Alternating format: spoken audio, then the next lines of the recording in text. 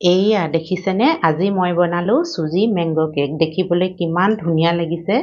আৰু কালাৰ চাওকচোন কেনেধৰণে ফুলি উঠিছে কেকটো খাবলৈ বহুত সোৱাদ লগা হয় আৰু দেখিবলৈও ধুনীয়া লাগিছে।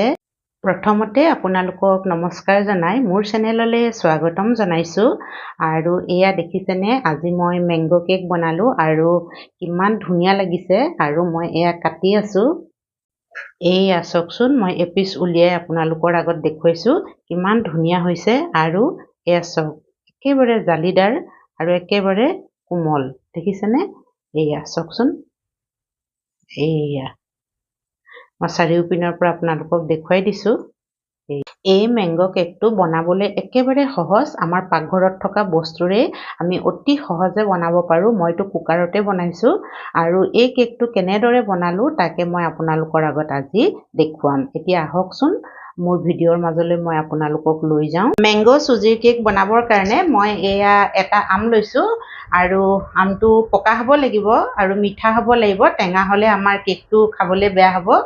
আৰু ধুনীয়া এটা আম মই লৈ লৈছোঁ আৰু লগতে এয়া চুজি লৈছোঁ, চুজি এপোৱামান হ'ব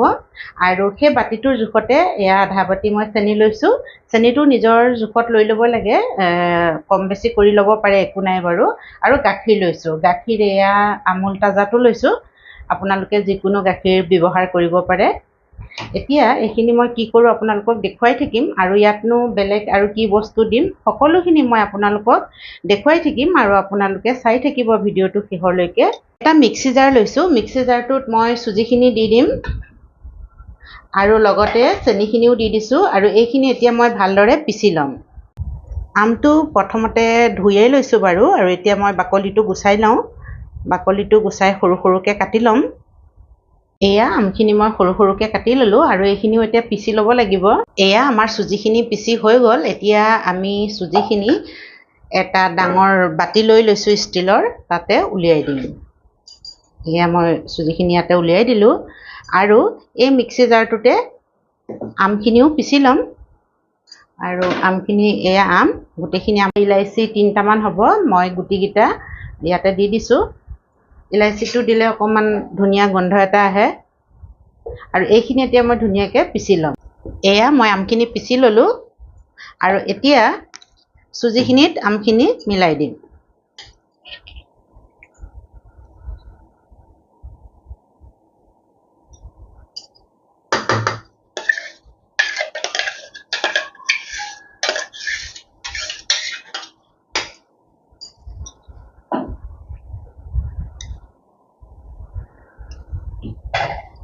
আৰু এতিয়া ইয়াত আমি তেল মিলাই দিম। ৰিফাইন তেল দিছোঁ মই, এয়া আপোনালোকে ঘিউ দিব পাৰে। তেল আমি বাতিটো 3ভাগৰ 1ভাগ তেল দিছোঁ, ঘিউ দিব পাৰে নতুবা বাটাৰো দিব পাৰে, মই ৰিফাইন তেল দিছোঁ। এয়া দেখিছেনে আৰু এতিয়া খুব ভালদৰে এইখিনি আমি মিলাব লাগিব যাতে ক'তো গোটা গুটি নাথাকে। আমি গাখীৰ দি দিম।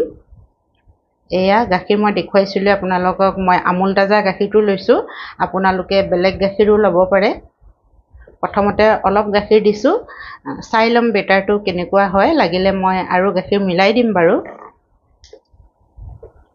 বেছি পনীয়া হ'লেও বেয়া হ'ব, সেইকাৰণে গাখীৰ দিওঁতে খুব সাৱধানতাৰে দিব লাগিব যাতে বেছি পনীয়া নহয়।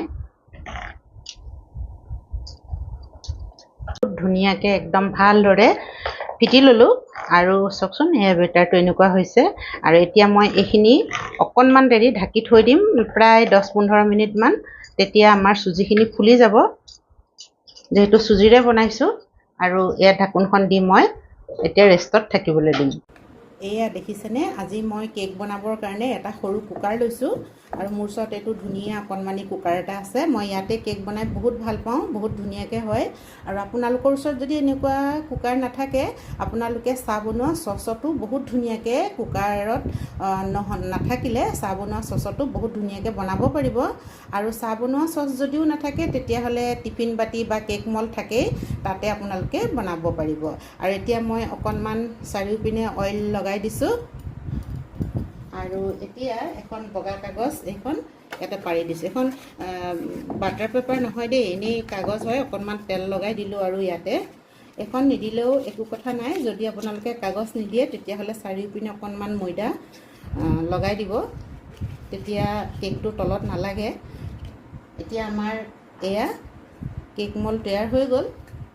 আৰু আমি এতিয়া বেটাৰখিনি আপোনালোকক দেখুৱাওঁ কেনেকুৱা হৈ আছে এয়া চাওকচোন আমাৰ বেটাৰখিনি একেবাৰে ডাঠ হৈ গ'ল চুজি ফুলি গ'ল মই আৰু এবাৰ ভালদৰে মিলাই দিছোঁ আৰু ইয়াত অকণমান এতিয়া গাখীৰ দিব লাগিব যিহেতু ডাঠ হৈ গ'ল আৰু অকণমান গাখীৰ দি মই এতিয়া ভালদৰে মিলাই দিওঁ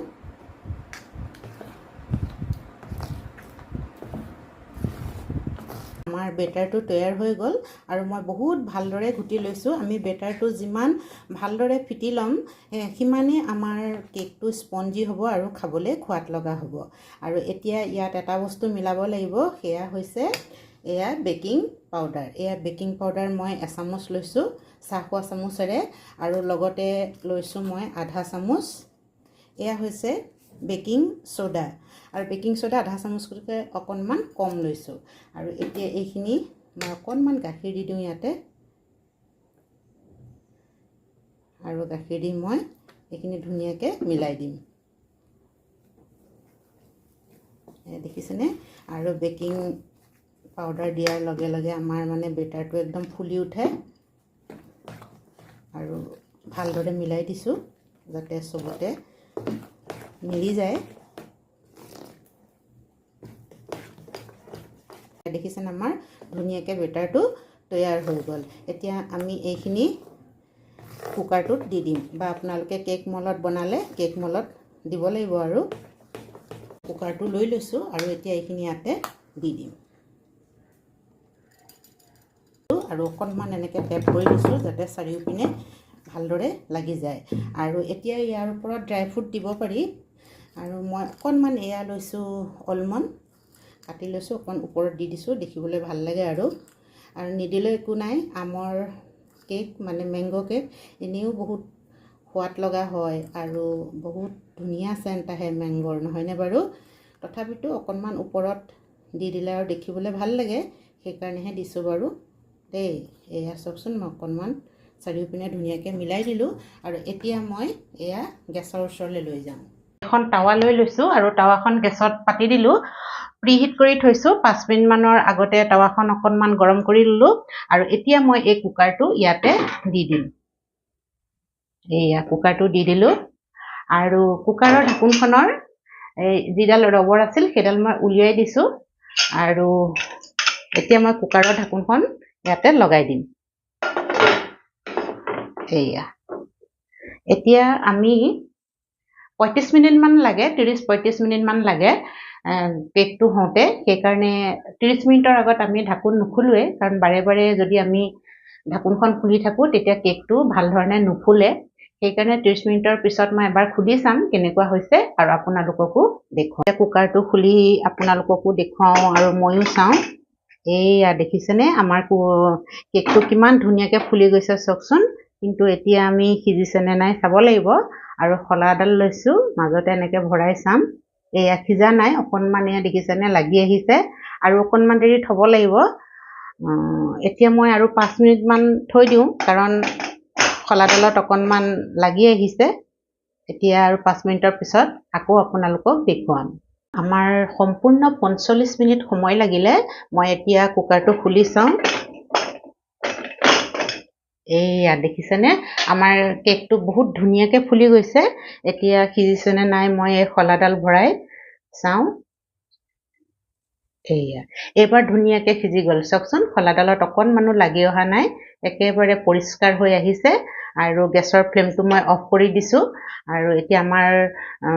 মেংগো কেক হৈ গ'ল সঁচাকৈ বহুত ধুনীয়াকৈ ফুলিছে দেখিবলৈও বহুত ধুনীয়া লাগিছে কালাৰো বহুত ধুনীয়া হৈছে এতিয়া গৰম হৈ আছে ঠাণ্ডা হ'লে মই কুকাৰটোৰ পৰা উলিয়াই আপোনালোকক ধুনীয়াকৈ দেখুৱাম এয়া দেখিছেনে আমাৰ কুকাৰটো এতিয়া ঠাণ্ডা হ'ল আৰু কুকাৰটোৰ পৰা কেকটো এতিয়া উলিয়াই ল'ম এখন প্লেটত মই এখন ছুৰীৰে চাৰিওপিনে অলপমান এৰুৱাই লৈছোঁ এতিয়া এখন প্লেট ল'ম আৰু প্লেটত মই কুকাৰটো উলটিয়াই দিম এইটো চাওকচোন আমাৰ ধুনীয়াকৈ কুকাৰটোৰ পৰা ওলাই গ'ল কিমান ধুনীয়া লাগিছে এইটো আমাৰ চাওকচোন কেকবোৰ সৰু সৰু পিচ কৰি কাটি আমি এনেদৰে থৈ দিব পাৰোঁ আৰু চাহৰ লগত বা ল'ৰা ছোৱালীকো টিফিনত আমি ধুনীয়াকৈ দিব পাৰোঁ এয়া চাওকচোন কিমান ধুনীয়াকৈ কাট খাই গৈছে এয়া মই এটুকুৰা আপোনালোকৰ আগত ভাঙি দেখুৱাওঁ এয়া চাওকচোন একেবাৰে কোমল একেবাৰে সফ্ট এয়া চাওক এয়া দেখিছেনে আৰু খাবলৈ বহুত সোৱাদ লগা হয় ইয়াৰ মানে চেণ্টটোৱে বহুত ধুনীয়া মেংগোৰ আহি আছে আৰু খাওঁ খাওঁ লাগি গৈছেগৈ আপোনালোকে দেখিলে মই মেংগো কেকটো কেনেদৰে বনালোঁ আৰু যদি আপোনালোকৰ ভাল লাগিল তেতিয়াহ'লে আপোনালোকেও বনাই চাব পাৰিব লগতে ভিডিঅ'টো লাইক কৰিব শ্বেয়াৰ কৰিব কমেণ্টছ কৰিব আৰু যিসকলে মোৰ চেনেলটো ছাবস্ক্ৰাইব কৰা নাই তেওঁলোককো অনুৰোধ কৰিছোঁ যাতে মোৰ চেনেলটো ছাবস্ক্ৰাইব কৰি লয় আৰু কাষতে থকা বেল আইকনটো দবাই দিয়ে এইদৰে মৰম আৰু সহায় সমৰ্থন কৰি মোৰ চেনেলটো আগবঢ়াই লৈ যাব বুলি মই আশা কৰিলোঁ আজিৰ ভিডিঅ'টো মই ইমানতে সামৰিছোঁ ধন্যবাদ